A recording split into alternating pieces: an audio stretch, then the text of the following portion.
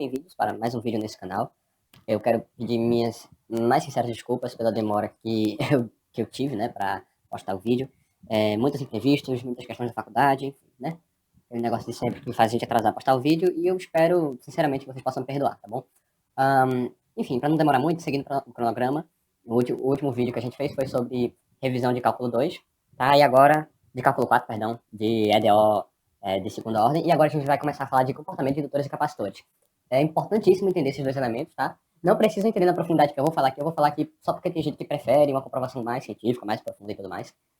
Mas já adianto que eu só vou fazer essa comprovação científica e profunda para indutor, beleza? Só vou fazer isso porque a gente vai precisar dessa comprovação científica mais profunda, tá bom, não é tão científica assim, mas mais profunda e tudo mais. Eu vou seguir princípios de funcionamento reais mesmo, mas eu não vou falar do cientifiquez profundo mesmo, assim, sabe? Eu vou pegar aquela comprovação matemática cheia eu vou assumir isso, eu vou descartar aquilo, entendeu? Eu vou fazer essas coisas, tá? Só para indutor, porque a gente vai usar isso mais tarde lá para transformadores, entendeu? Então a gente vai depender disso que eu vou fazer agora. Capacitores não, capacitores eu vou ser muito mais sucinto, muito mais breve, com a comprovação física da coisa, aí eu vou falar mais da comprovação matemática, entenderam? Então, vamos começar. O primeiro que a gente vai falar é indutores. Indutores são elementos armazenadores de energia, capacitores também, mas eu vou falar dele já, tá? Indutores são elementos armazenadores de energia que eles vão transformar energia elétrica em energia armazenada em campo magnético. Ou seja, é um elemento que vai pegar energia elétrica e vai transformar em um campo magnético dentro de si. Aquele campo magnético vai conter energia armazenada. Tranquilo? Então dessa forma o resistor é um elemento de armazenador de energia também. Não, ele consome energia. Consumir energia, tá certo que na matemática mesmo, se você olhar matematicamente, consumir energia é igual a armazenar energia. Mas por que o efeito físico é diferente? Porque o efeito do resistor não é reversível. Você não tem como transformar calor em energia elétrica, pelo menos não diretamente. Você pode transformar calor em energia mecânica em energia elétrica por conversão eletromecânica, mas só. Você não tem como pegar calor e transformar direto em energia elétrica, entendeu? Você tem como fazer isso com campo magnético. Você tem como pegar o campo magnético e transformar diretamente em energia elétrica. Então, o indutor faz um processo reversível, tá bom? Então, na verdade, você até tem... Não, acho que não tem não. Seria com termistor, mas acho que termistor também não. Termistor, ele só varia o valor de resistência. Então, o termistor é um sensor e não uma fonte. O termistor não assume valores negativos, ou seja, não teria como você transformar energia térmica em energia elétrica. Então, é isso mesmo, é um processo irreversível. O indutor não. Você tem como transformar energia elétrica em campo magnético e diretamente você tem como transformar campo magnético em energia elétrica. Assim também que funciona com o processo de conversão eletromecânica, entendeu? Então, pulando um pouco esse mambo jumbo, então o indutor é algo descrito como elemento de circuito dessa forma, ou seja, ele é um conjunto de espiras e o valor do indutor seria a indutância. Vamos explicar o que é a indutância já, beleza? Então, basicamente, o comportamento tensão versus corrente do indutor é dado da seguinte forma. Tensão do indutor, esse V, é igual a L dI dt. Tranquilo? E esse I aqui seria sendo a corrente daqui. Então, percebemos que agora vai ter uma variação com o tempo. Então, I de T. Tranquilo? E, obviamente, a tensão aqui também vai ter uma variação com o tempo. V de T. Ok? Então, vamos agora comprovar de onde é que vem essa indutância. O que é essa indutância? É isso que a gente vai ver agora. Então, vamos supor o seguinte. Que a gente tem essa situação aqui. Eu tenho um fio, certo? Isso é um condutor elétrico, tá bom? E ele está enrolado várias vezes aqui. Ele está enrolado, sei lá, N vezes. Você percebeu que eu coloquei aqui? Isso aqui é óbvio que eu consigo representar N vezes, né? Então, ele está enrolado N vezes aqui neste material. E já estou afirmando que esse material é um material ferromagnético. Vou explicar o que é isso já. Ok? Está informado em material ferromagnético. E aqui, ele tem uma corrente entrando aqui. Mas como esse material está enrolado em espiras, então essa corrente entra aqui. Mas depois aqui embaixo ela entra de novo. E depois aqui embaixo ela entra de novo, e faz isso N vezes. Ou seja, essa corrente, é como se eu tivesse N vezes essa corrente passando. É como se eu tivesse uma única espira com N vezes essa corrente passando. Tranquilo? Seria algo assim. Mas tudo bem.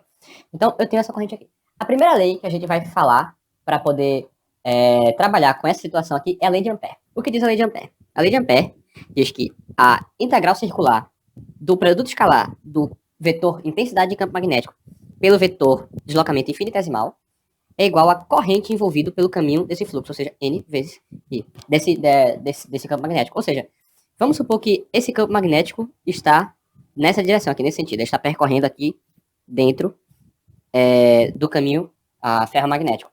Eu vou chamar aqui desse núcleo ferromagnético. Tranquilo? Perceba que esse campo magnético está percorrendo um caminho fechado, que é daqui para cá, ele vem para cá, e depois passa por esse ponto, por esse e volta, ele é um caminho fechado. E quem é a corrente envolvida por esse campo magnético? É essa corrente aqui de T que passa N vezes dentro desse caminho, ok? Se ela passa N vezes, então a corrente envolvida por esse caminho de campo magnético é N vezes I, tranquilo? Da gente dizer o que significa na prática isso e por que o campo está nessa direção, a gente vai dizer o seguinte, ok? A gente vai fazer duas aproximações aqui. A primeira aproximação aqui que a gente vai fazer é que o seguinte, em todo o caminho que o campo magnético percorre, certo? O vetor campo magnético está alinhado com o vetor deslocamento infinitesimal, ou seja, o vetor campo magnético no caminho aqui, beleza? Que o campo magnético, o vetor de campo magnético está percorrendo para cá. O vetor dl é paralelo, dl infinitesimal é paralelo ao vetor campo magnético. Se isso é verdade, isso aqui é um produto escalar, então isso deixa de ser um produto escalar e passa a ser um produto entre escalares. Então a minha integral pode ficar da seguinte forma, integral de A até B, ok? De H vezes dl. Tranquilo? Isso é igual a n vezes i. Um produto escalar é um produto entre vetores. Um produto entre escalares é um produto entre escalares. Então vai dar um número de qualquer jeito. Beleza? Isso é verdade porque a gente sabe que o produto escalar entre o vetor x e o vetor y é igual ao módulo de x vezes o módulo de y vezes cosseno de θ. Θ sendo o ângulo entre esses dois vetores. Se esses vetores estão alinhados, então esse ângulo aqui é... Esse ângulo aqui é 0, cosseno de 0 é 1. E aí você vai ficar módulo de x vezes módulo de y, tá bom? É por isso que é verdade. A outra aproximação que a gente vai fazer é o seguinte. Para todo o caminho dl que a gente tem, o nosso valor de h é constante. Ou seja, é como se eu tivesse o mesmo valor de h aqui, em cada ponto aqui o valor de h fosse o mesmo. Se isso é verdade, então, esse h aqui é o valor constante, ele é independente do espaço que ele está, do deslocamento que ele tem. Ou seja, perceba que isso aqui é uma integral do espaço, tá? Não é uma integral do tempo. O h, ele pode, se é meu i de t aqui, ó, meu i aqui varia com o tempo. Se meu h variar com o tempo, ele não necessariamente precisa variar com o espaço, tranquilo? Ele só vai estar variando com o tempo. Ou seja, o que a gente está assumindo aqui, a aproximação que a gente está fazendo aqui, h é uniforme em todo o núcleo ferromagnético. Então, se isso é verdade, ele pode ser a integral h vezes integral de a até b, dl. A sendo o ponto inicial, dl para dl. A sendo o ponto inicial, b sendo o ponto final, beleza? Isso aqui vai ser igual a n vezes i de t. Tranquilo? E ainda mais, se isso é verdade, então eu vou assumir valores aqui. Vamos dizer que daqui para cá, ok, isso aqui é L sobre 4. Eu vou supor que isso é um quadrado, tá? Porque eu sei que desenho como se fosse um retângulo, mas isso aqui é um quadrado, tá? Daqui para cá isso também é L sobre 4. Então esse lado aqui é L sobre 4, esse lado aqui é L sobre 4, esse aqui também é L sobre 4 e esse também é L sobre 4. Dessa forma, a minha integral aqui, isso vai ser igual a... Eu vou colocar aqui, isso vai ser H vezes L sobre 4 mais L sobre 4 mais L sobre 4 mais L sobre 4. Isso aqui não deixou de ser a integral do caminho fechado. Isso aqui é igual a N vezes I de T. Tranquilo? Então, por fim, né? O meu campo magnético em função do tempo e em função da corrente vai ser igual a... A soma disso aqui é 4 vezes L sobre 4, então vai dar L. Então isso vai ser igual a N sobre L vezes I de T. Esse L aqui somente indica é o número de espiras que esse cara aqui que isso aqui é uma bobina, tá? É o número de espiras que essa bobina tem dividido pelo tamanho do caminho que o campo magnético percorre. Tranquilo? Então o campo magnético é igual a esse cara. E aí vocês perguntam, por que eu tô assumindo que o campo magnético percorre nesse sentido aqui, não no sentido horário? Então, vamos falar algo muito importante. Existe uma coisa chamada regra da mão direita. Eu vou tentar desenhar aqui pra vocês, tá bom? Isso aqui é um polegar, tranquilo? Aí isso aqui vem pra cá, são os dedinhos. Pronto, o que a regra da mão direita diz? Eu vou falando enquanto vou desenhando aqui. A regra da mão direita diz o seguinte, se você tem uma corrente que circula nesse sentido, beleza? Uma corrente I que circula nesse sentido aqui, ou seja, você vai ter que ter uma bobina, certo? Então você vai ter um campo magnético surgindo perpendicularmente à área dessa circunferência aqui formada. Então você vai ter um campo magnético surgindo perpendicularmente. E o campo magnético surge no sentido nesse sentido aqui, ou seja, se minha corrente roda no sentido anti-horário, o meu campo magnético vai subir, vai ser para cima. Se agora minha corrente rodar no sentido anti-horário, ou seja, eu tiver essa mãozinha aqui virada de cabeça para baixo, então o meu campo magnético vai acontecer para baixo. Tranquilo? Então essa é a regra da mão direita. E perceba, aqui a corrente está entrando e está girando nesse sentido aqui a corrente, ó. Aqui e está vindo para cá. Então está girando no sentido anti-horário. Então o campo magnético está para cima. Se eu tivesse agora colocado o contrário, se eu tivesse colocado agora minha corrente indo de cá para cá e daqui para cá, por trás, o campo magnético agora estaria nesse sentido aqui. Beleza? Então só cuidado com isso aí. É importante para não confundir, tá? A regra da mão direita é extremamente importante porque todo fluxo você vai determinar dessa forma. E mais, se você tiver também se agora você tiver um campo magnético nesse sentido aqui, tranquilo? Girando, beleza? Então você vai ter agora uma corrente sendo gerada nesse sentido. E se o campo magnético girar ao contrário, então você vai ter uma corrente gerada nesse sentido. Isso a gente consegue ver em um condutor reto, tranquilo? Se você tem uma corrente passando para cá, nesse sentido, então pela regra da mão direita você vai ter um campo magnético sendo gerado nesse sentido aqui. Se agora a sua corrente muda de direção, tranquilo? Então você vai ter o campo magnético gerado nesse sentido aqui, pela regra da mão direita, beleza? Então, super importante isso, tá bom? Então a gente já introduziu aqui o vetor de intensidade de campo magnético e a variação dele no tempo é dada por N sobre L vezes I de T. Perceba, esse cara aqui é um aspecto construtivo e esse cara aqui também é um aspecto construtivo. Então, H de T, em função do tempo, só vai variar em dependência da corrente, tá? Não vai depender, o H não vai depender de aspectos construtivos. Óbvio, vai, mas vão ser termos constantes ali. Ele vai ser diretamente proporcional à corrente.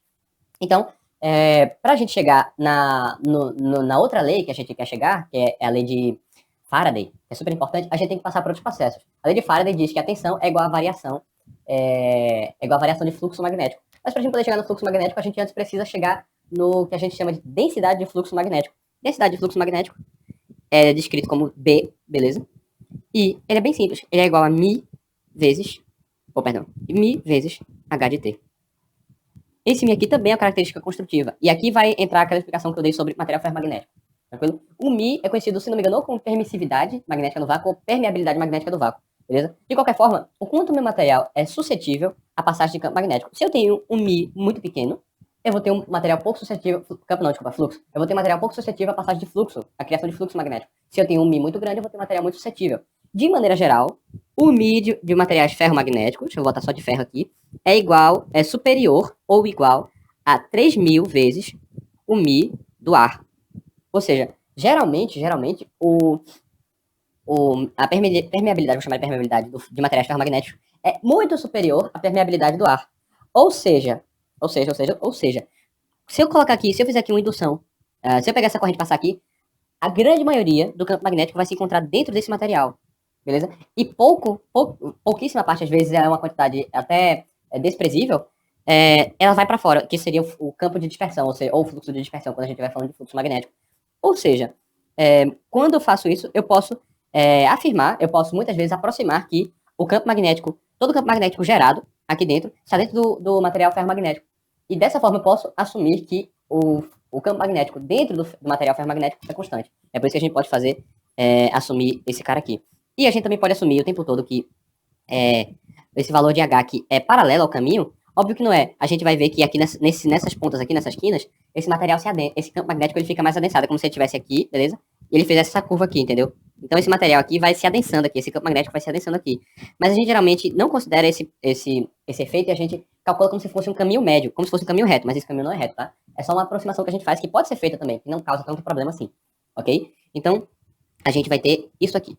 Então, sabendo que a densidade de fluxo magnético é igual a permeabilidade vezes a intensidade de campo magnético, então a densidade de fluxo em função da corrente vai ser descrita dessa forma. Isso vai ser igual a mi vezes a quantidade de espiras da bobina dividido pelo caminho que o campo magnético percorre vezes a corrente de T. Ok? De novo, aspecto construtivo, construtivo e construtivo. Então, a variação do tempo de B só depende da variação do tempo na corrente. Tranquilo? E por fim, né, o último que a gente está procurando é o fluxo magnético. Beleza? Então eu tenho que colocar aqui também que esse material aqui ele tem um determinado Mi. Beleza? Então a última coisa que a gente está procurando é o fluxo magnético. O fluxo magnético é a quantidade de campo magnético que passa por unidade de área. Tranquilo? Então o fluxo magnético ele é dado pela integral dupla, ou integral areolar, que é um nome muito feio, do produto escalar do vetor B, beleza? Do vetor densidade de fluxo magnético, vezes dA. dA não, ds, perdão. ds, ou seja, nada de novo, né? Você calcular o fluxo, você tem que integrar a densidade de fluxo por área, tranquilo? De novo, isso aqui é uma integral espacial, tá? Não é uma integral no tempo. Então, se eu assumir de novo que o B é constante, eu posso assumir isso, já que antes eu assumi que o H é constante no tempo. Então, eu posso tirar o meu B dessa integral e colocar para fora, tranquilo? Mas antes disso, eu não posso fazer isso porque isso aqui é um produto vetorial. Não, perdão, é um produto escalar. Mas, como eu também assumi antes, eu posso assumir que o B, ele é o tempo todo paralelo ao ds, ele é o tempo todo alinhado com o ds. E por que eu posso fazer isso? Se eu pegar aqui uma superfície de área, esse vetor ds é o vetor perpendicular a essa superfície de área. Como o meu B meu B está todo nessa direção, estou supondo que B está todo nessa direção aqui, ou seja, ele está passando todo por essa área, ele está no seu valor máximo. Então, eu posso supor que esse vetor B aqui é o tempo todo paralelo com esse vetor ds. E aí, isso deixa de ser um produto escalar e passa a ser um produto entre escalares. Então, isso aqui vai ficar integral de B de T ds. Tranquilo? De novo, assumindo que o B é constante para todo o espaço percorrido, certo? Para toda a superfície de área percorrida, ou seja, tem o mesmo B aqui, o mesmo B aqui, mesmo B aqui, mesma densidade em toda a área percorrida, então posso tirar da integral, você vai ter que φ é igual a integral, é igual a B de T vezes integral dupla de ds. Quem é esse ds? Então falta definir aqui que essa superfície aqui, transversal, essa seção transversal aqui, ela tem área A, e ela é constante para todo o núcleo ferromagnético. Dessa forma, o meu ds aqui, a minha integral dupla de ds, vai ser igual a b de t vezes a área da seção transversal do ferro. Logo, o fluxo magnético, em função do tempo, vai ser descrito por μ vezes n vezes a área, dividido por L vezes a corrente de T. Mais uma vez, esse cara aqui é aspecto construtivo. Então, a variação no tempo de φ de T só depende de I de T e de mais ninguém. Tranquilo? Por fim, agora a gente vai chegar na última lei que a gente vai usar para chegar nessa equação aqui, beleza? Que é muito importante pra gente, que é a lei de Faraday-Lenz. Tranquilo? E o que descreve a lei de Faraday-Lenz? Ela descreve da seguinte forma. Ela diz que a tensão induzida em uma bobina vai ser igual a menos a variação do fluxo magnético no tempo que criou essa tensão induzida. O que isso significa? Isso significa o seguinte. Se eu tiver aqui por exemplo, aqui, se eu tiver aqui uma bobina, certo? Tem uma espira só, na verdade, a bobina. Okay? Ela tem uma única espira. Tranquilo? Tá aqui. E eu estiver passando um fluxo magnético por aqui nesse sentido. Ok? Vamos olhar por enquanto só para o módulo desse cara aqui, ou seja, V de T é igual a dφ de T dt. Tranquilo? Eu tiver um fluxo magnético passando aqui. O que essa equação está dizendo aqui? Vai surgir aqui, nesses terminais, um potencial, uma diferença de potencial, que vai tender a criar uma corrente, beleza? Que anule esse fluxo que criou. Na prática, o que isso significa? Vamos lá. Se eu tenho aqui um fluxo, por exemplo, um φ de T igual a φ0 vezes T, ou seja, é uma rampa. É uma rampa. O fluxo magnético, em função do tempo, é uma rampa. Então, a derivada desse cara aqui, né, φ' de T, é igual a φ0. Tranquilo? Logo, vai surgir uma tensão aqui de magnitude φ0, ou seja, V de T é igual a φ0, que vai tentar criar uma corrente que se oponha. Tranquilo? Ou seja, vamos supor que esse fluxo está nesse sentido aqui. Tranquilo? Esse fluxo está nesse sentido. E ele está crescendo, a derivada dele é positiva. Então, essa minha tensão aqui, que eu vou aplicar aqui, que eu não sei em qual polaridade é ainda, vai tentar criar uma corrente que se oponha. Então, se o fluxo está subindo, tranquilo, e ele está subindo, ele está nessa direção para cima, e ele está positivo, e a derivada dele primeiro é positiva, ou seja, é um fluxo crescente, então eu quero gerar uma corrente que gere um fluxo decrescente, tranquilo? Então, a minha corrente vai ter que sair daqui de baixo. E essa corrente daqui de baixo, vai para cá, vai tender a criar um fluxo decrescente para baixo. Se agora a gente tiver o contrário, a gente tiver um fluxo da seguinte forma. Esse aqui vai ser φ0, 1 menos t. A derivada desse cara aqui, agora vai ser menos φ. Mas no momento aqui, 1 menos t, vamos botar aqui, 1 menos t. Mas no tempo aqui de t de 0 até 1 segundo, o intervalo aberto, esse cara vai estar para cima aqui. Mas ele vai estar diminuindo. Então, minha tendência vai ser gerar uma corrente que gere um fluxo magnético que tenda a desfazer o efeito que está acontecendo. Então, se o meu fluxo está diminuindo, eu vou tentar gerar um fluxo magnético que ajude a aumentar o fluxo. Ou seja, não é necessariamente um campo que... não necessariamente eu vou gerar um campo que seja contrário à direção do fluxo. Eu vou gerar um campo que seja contrário ao efeito do fluxo. O fluxo está para cima, mas ele está diminuindo sua magnitude. Então, eu vou aumentar esse fluxo. O fluxo está para cima, mas ele está aumentando a magnitude. Então, eu vou criar um fluxo contrário. Tranquilo? Eu vou tentar diminuir esse fluxo. Então, nesse caso aqui, se o meu fluxo está diminuindo, eu vou querer aumentar esse fluxo. Então, para aumentar esse fluxo, eu tenho que injetar uma corrente para cá. Tá, mas beleza. Então, qual tensão eu coloco? Eu vou colocar, quando eu estiver gerando corrente assim, eu vou colocar para cá ou eu vou colocar para cá? Se eu colocar assim, dessa forma, ou seja, a corrente vai entrando negativo, no positivo e saindo negativo, é como se esse cara estivesse se comportando com uma carga. Mas se eu colocar aqui a corrente entrando pelo negativo e saindo pelo positivo, é como se esse cara estivesse se comportando como uma fonte. E é isso que acontece. Esse cara aqui está dizendo que esse tipo de situação, onde eu tenho tensão induzida, é como se eu estivesse com uma fonte. E nas fontes é natural que a corrente entre no negativo e sai pelo positivo. Beleza? Então, quando é o fluxo que gera corrente, a gente vai ter uma tensão, por exemplo, nessa situação aqui embaixo, onde eu tenho uma tensão negativa, a minha tensão vai ser negativa e a minha corrente vai entrar pelo negativo e sair pelo positivo. Ou seja, esse cara aqui, esse tipo de situação, sempre vai fazer com que essa bobina se comporte como uma fonte. E como uma fonte, é natural que a gente suponha que a corrente vai entrar pelo negativo e vai sair pelo positivo. Ou seja, é como se esse cara estivesse fornecendo energia. Tranquilo? Ou seja, é justamente isso. Ele está transformando energia eletromagnética em energia elétrica. Perdão, energia magnética, ou seja, energia acumulada em campo, em energia elétrica. É justamente isso que vai acontecer.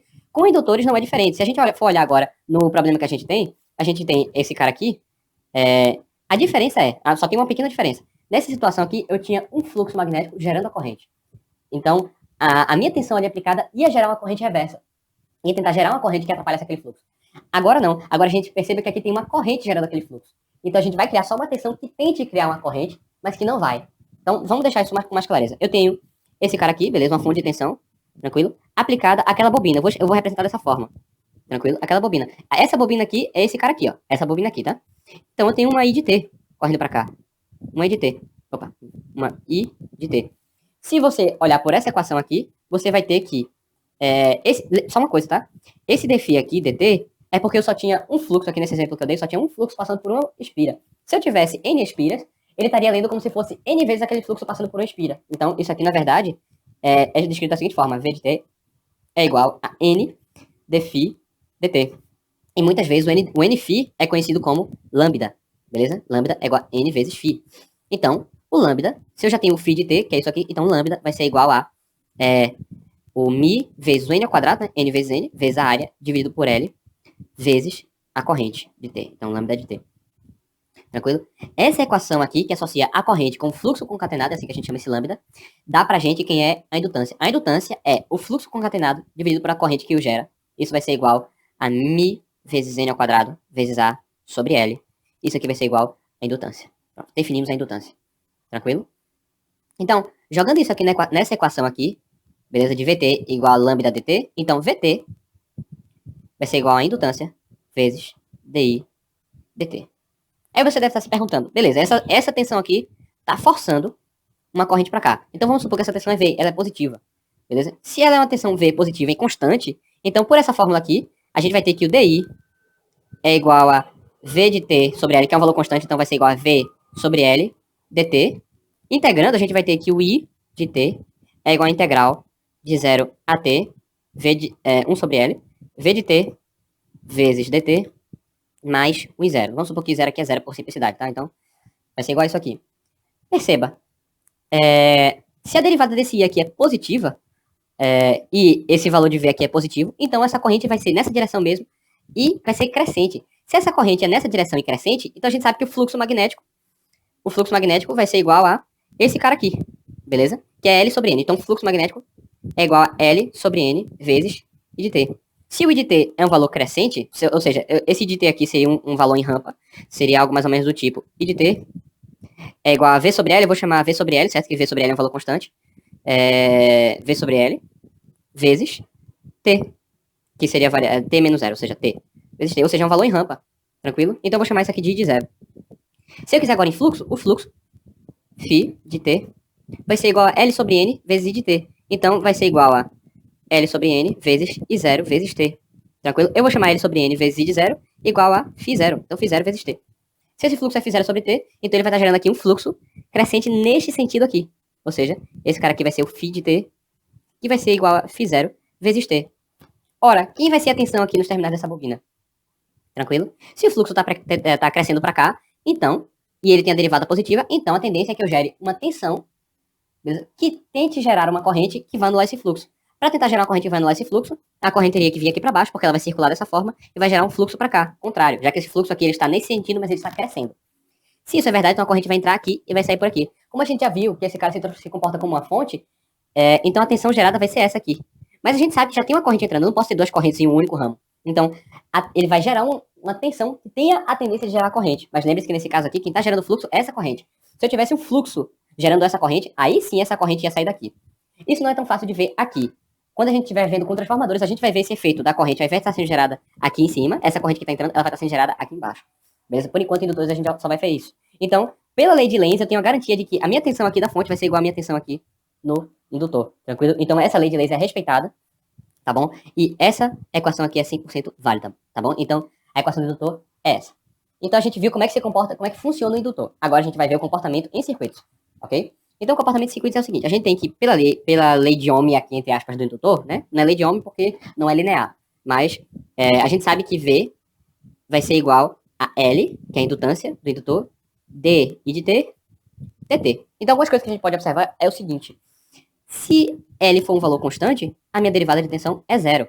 Ou seja, em regime permanente, que é quando eu tenho as minhas grandezas elétricas constantes não, estacionárias, beleza? Então eu não vou ter derivada da corrente I de T, ok? Perdão, eu tô falando aqui de regime permanente de corrente contínua, tá? Regime permanente de corrente alternada, eu vou ter tensão sim no indutor, porque a corrente alternada é estacionária, ou seja, ela não vai ter nem frequência, nem amplitude variando, mas ela vai variar. No caso, a frequência da corrente ela não vai variar, e a amplitude do cosseno da corrente também não vai variar. Mas a corrente em si varia no tempo, é por isso que eu vou ter tensão. Mas em regime permanente de corrente contínua, eu não vou ter tensão, ou seja, o meu indutor se comporta como um curto-circuito, ok?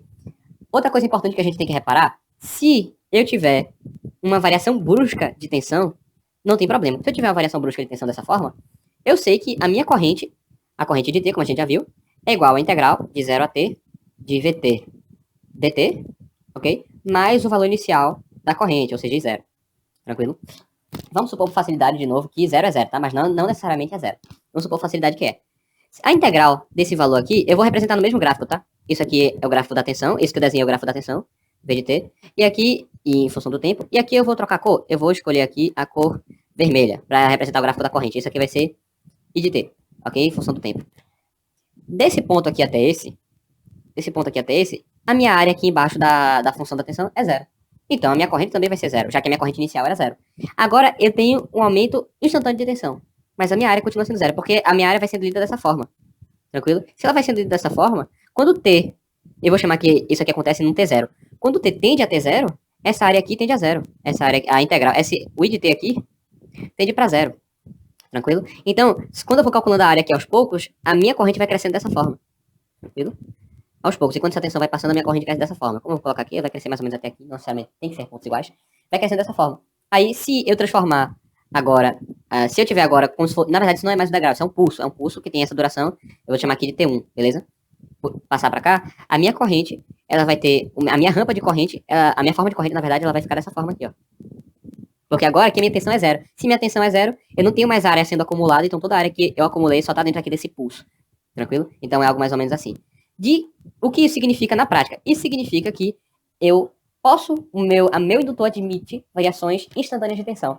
Mas experimenta fazer uma variação instantânea de corrente. Olha o que acontece. Se eu fizer agora uma variação instantânea de corrente, ou seja, deixa eu pegar aqui.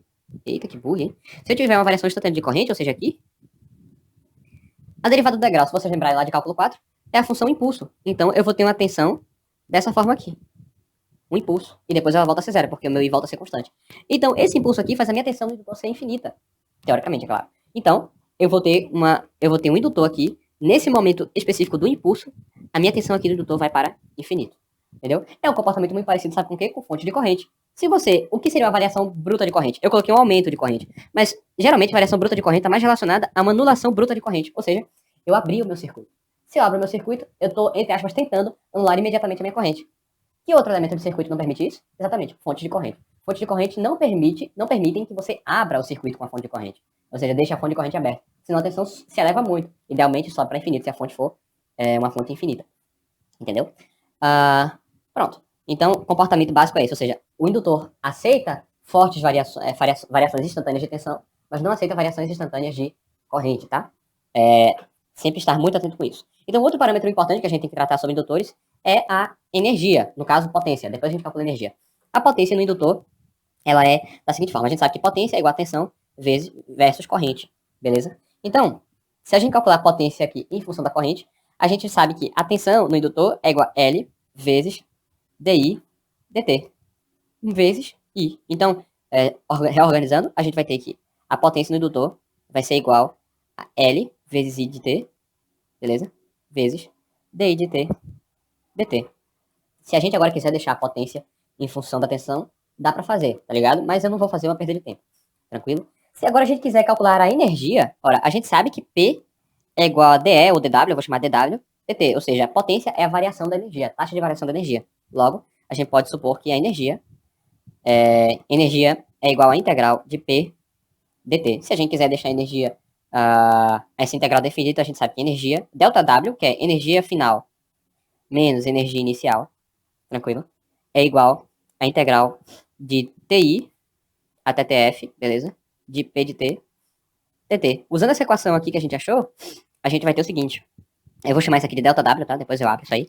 ΔW vai ser igual a energia T inicial, energia T final, beleza? Quem é o P de T? É L vezes I de T, isso parece um A, o I de T, vezes DI de T, dt. Tranquilo? dt. Então eu posso pegar esse dt, simplificar com esse. E modificar esses limites de integração. Para um TI, eu vou ter uma corrente I inicial. Uma corrente I inicial, que é uma I de TI. Tranquilo? Que eu vou chamar de II. E para o tempo final, eu vou ter uma I final, que é igual a uma I do tempo final. Beleza? Opa, uma I do tempo final. Tranquilo? Então, modificando os limites de integração, eu vou ter integral de II até IF, de L, que é um valor constante, tá? Vezes I DI. Tranquilo? Então é fácil de calcular isso aqui, né? Isso aqui vai ser igual a L vezes I ao quadrado sobre 2, indo de I final, ou I inicial até I final. Então eu vou ter que W final menos W inicial vai ser igual a L sobre 2 vezes I final ao quadrado menos I inicial ao quadrado. O que essa equação está dizendo pra gente? Está dizendo o seguinte, olha. Imagina que eu tenho uma corrente aqui. Se eu tenho uma determinada corrente passando por aqui, eu tenho uma determinada quantidade de campo magnético, beleza? Dentro desse indutor. Tranquilo? Se eu aumentar a magnitude dessa corrente passando por aqui, eu vou estar aumentando a quantidade de campo magnético no meu indutor. Isso, pensando de maneira óbvia, né, de maneira linear, se eu tenho mais campo magnético no meu indutor, mais densidade de campo magnético dentro do meu indutor, então eu tenho mais energia armazenada. Beleza?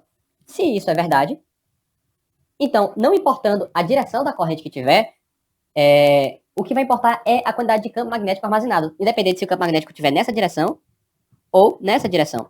Logo, se eu tiver uma corrente para cá, por exemplo, de magnitude 10 amperes, e depois de um tempo, eu agora tenho uma corrente para cá de magnitude 15 amperes, a quantidade de energia armazenada no meu indutor aumenta e não diminui. Não é porque eu mudei a direção de corrente, veja aqui que a termo aqui está elevado ao quadrado, e esse aqui também. Então, o sinal da corrente tanto faz, tanto fez. O que importa é a magnitude da corrente, portanto, a magnitude do campo. Então, se eu tiver, por exemplo, aqui 15 amperes nessa direção, 10 amperes nessa direção, e depois eu tinha 15 amperes nessa direção, então meu valor inicial de corrente era 10, elevado ao quadrado é 100, e meu valor final era menos 15 de corrente, mas está elevado ao quadrado, então vai ser 15 ao quadrado menos 10 ao quadrado. Então o valor de energia aqui vai ser positivo. Se esse valor de energia aqui, se esse ΔW for positivo, significa que eu absorvi energia. Se meu ΔW for negativo, significa que eu forneci energia. Tranquilo? E aqui, como no indutor, esse ΔW aqui sempre vai ser positivo ou nulo, ou seja, ou eu absorvo energia ou eu não absorvo. No caso, eu transformo energia elétrica em energia térmica. Aqui eu estou transformando energia elétrica em energia dentro do campo magnético, energia potencial magnética, se é que eu posso chamar disso. Então, é completamente diferente de um indutor, porque isso aqui pode ser revertido. Eu posso ter essa reversão, no indutor não posso. Isso aqui pode ser positivo no resistor e positivo no indutor, mas não pode ser negativo no resistor e pode ser negativo no indutor. Tranquilo? Pronto, indutor. Sim, agora que eu vou falar é sobre associação em paralelo em série. Se eu tenho vários indutores, eu posso ter uma associação em paralelo, posso ter uma associação em série, sem problema nenhum. Tranquilo? Então, é o seguinte, vamos lá. Se eu tiver agora vários indutores em série, ok? Se eu tiver vários indutores em série, perceba o seguinte. Eu vou dizer que aqui é L1, eu vou dizer que aqui é L2, vou dizer que aqui é L3, e é só extrapolar depois para Ln. Tranquilo? O comportamento vai se repetir. E aqui eu tenho uma corrente I passando por todos os indutores, é a mesma corrente I. Tranquilo? E aqui é I também. Então, olha o que acontece. Esse I aqui vai gerar uma tensão aqui. V1, isso é um I de T, tá? Tem que ser um I de T. I de T, I de T. Vai gerar uma tensão aqui que eu vou chamar de V1. Vai gerar uma tensão aqui que eu também vou chamar de V2. E aqui que eu vou chamar de V3. E perceba que, pela lei de Kirchhoff das tensões, a tensão total aqui dentro desses nós tem que ser igual a V. E esse V é igual a V1 mais V2 mais V3, ok? Lei de Kirchhoff das tensões. Então, se eu tiver aqui agora, tranquilo? Se eu tiver aqui agora o V, se eu colocar aqui na equação, eu vou ter que V é igual a V1 mais V2 mais V3. Isso aqui colocando na equação, na relação corrente vezes tensão do indutor, vai ser L1 vezes DI dt mais L2 DI dt mais L3 DI dt. Tranquilo? Colocando os L em evidência, o DI dt em evidência, então você vai ter que V é igual a L1 mais L2 mais L3. Isso vai ser igual a DI isso vai ser, vezes DI dt. Tranquilo? Vai ser isso aqui. Então, o nosso L equivalente, se isso aqui fosse o único indutor, o L equivalente desse cara aqui seria igual a L1 mais L2 mais L3. E se eu tivesse N indutores em série, mais aí até Ln, beleza? De maneira geral, até Ln. L equivalente em série do indutor é análogo ao que seria o L equivalente do resistor, beleza? E faz sentido. que isso seja assim. Faz sentido que o L equivalente de vários indutores em série seja igual ao L equivalente de um único indutor. Perceba, esse indutor aqui, ele tem uma determinada indutância. Então, uma corrente, ela vai gerar uma determinada quantidade de campo magnético. Tranquilo? Essa mesma corrente que está passando aqui, eu vou chamar campo magnético 1, vai também gerar uma determinada quantidade de campo magnético aqui, o magnético 2. E essa mesma corrente vai gerar uma determinada de campo magnético aqui, campo magnético 3, beleza? É como se eu estivesse aqui gerando uma quantidade maior de campo magnético com a mesma corrente. Tranquilo? A gente sabe que a relação é lambda igual a L vezes I. Então, se o meu lambda aumenta, a quantidade de campo magnético gerada aumenta também, beleza? Então, se eu tenho um L pequeno, a quantidade de campo magnético gerada vai ser pequena. Se eu tenho um L grande, a quantidade de campo magnético gerada vai ser grande. Então, se aqui eu tinha um L1, isso gerava uma determinada quantidade de campo magnético. L2 gerava lambda 2 e L3 gerava lambda 3. Então, agora que eu tenho os três juntos, a mesma corrente gera o campo magnético, que seria gerado por esse, mais esse campo magnético, mais esse campo magnético. Então, é como se eu tivesse aumentado a quantidade de campo magnético gerada para a mesma corrente. Logo, é natural que a minha indutância equivalente seja maior, ou seja, seja igual à soma das outras indutâncias, porque é como se eu estivesse gerando mais campo magnético para uma única corrente.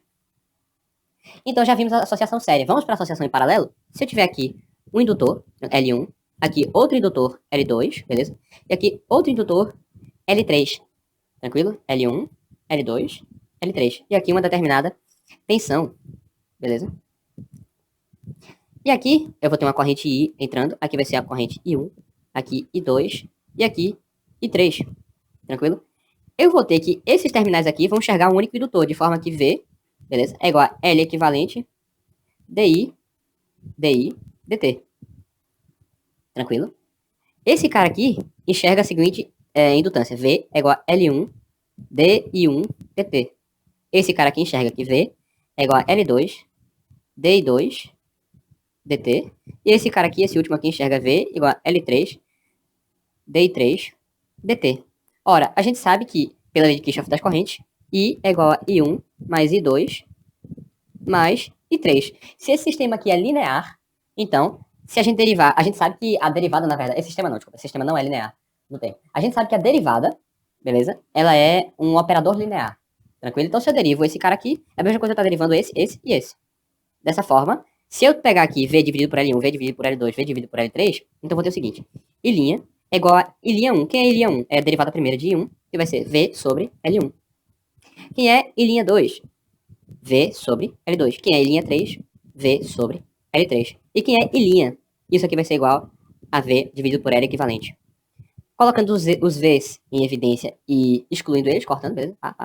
Então a gente vai ter que 1 sobre L equivalente vai ser 1 sobre L1, mais 1 sobre L2, mais 1 sobre L3. De maneira generalista, isso aqui vai ser igual a gente vai ter que isso aqui vai ser L equivalente, vai ser igual a 1 sobre L1, mais 1 sobre L2, mais 1 sobre L3. E se eu tiver N indutores em paralelo, então mais aqui, quantos indutores forem, até chegar 1 sobre Ln. Isso aqui é elevado a menos 1, tá?